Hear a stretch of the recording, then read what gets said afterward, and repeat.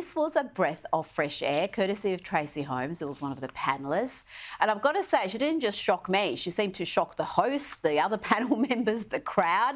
But she's 100% right here for calling out the absurdity of the Albanese government's push to censor Elon Musk's platform X. About what goes on X and whether we should be doing more regulating of the internet. What's your view? I don't agree with any kind of censorship in a general sense. I don't think Elon Musk is contributing to any social cohesion split inside this country.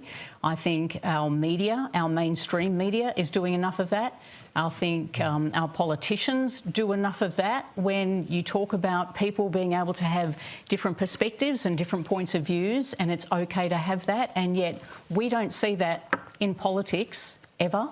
We don't see it in mainstream media. We see this absolute divide to the point where people are starting to think that when they read in the newspaper that it's unsafe for women to walk down the street in this country, people start believing it.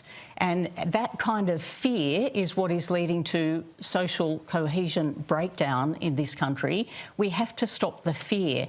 And whoever's doing the fear-mongering is what we've got to stop. I just want to take you to the women feeling safe, because a lot of women are expressing that, especially after the murder of that woman in Ballarat who was just going for a jog in the morning. I mean, it's just unthinkable, and I know Ballarat's really suffered so immensely recently. That's where some of that comes from, doesn't it? It is, but it's not, you know, when we read reports that women are too afraid to walk down the street, I know lots of women that are not too afraid to walk down the street. I know there's a lot of men who have our backs. You know, that is the society we live in.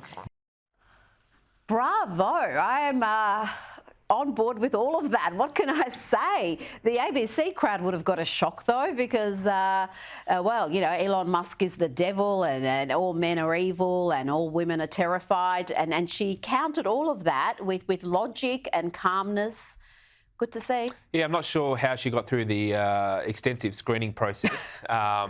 Mark Speakman didn't look too comfortable, did he, either? She was he was trying to get out of the shot. But no, I didn't think I'd get such a, as you say, a logical, well-put statement in favour of freedom of speech on the ABC. Everything she says is 100% right.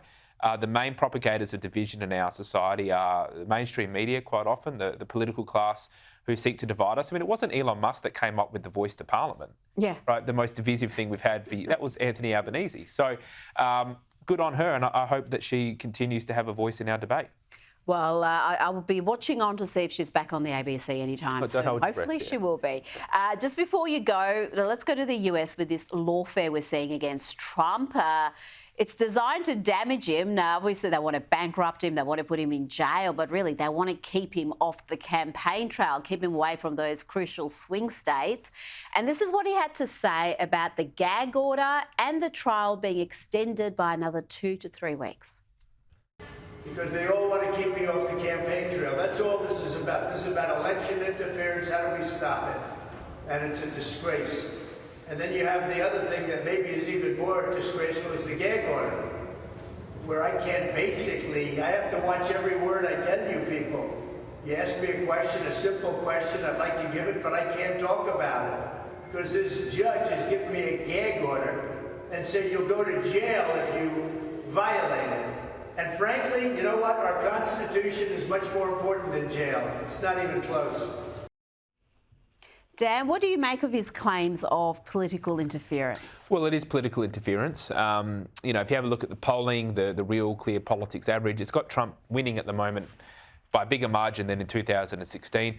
Now, who knows what will happen, but clearly the left are desperate to stop there being a proper debate because Trump is an effective campaigner and he cuts through. And Biden can barely string a sentence together. Dan Weil, thank you so much. Thank you.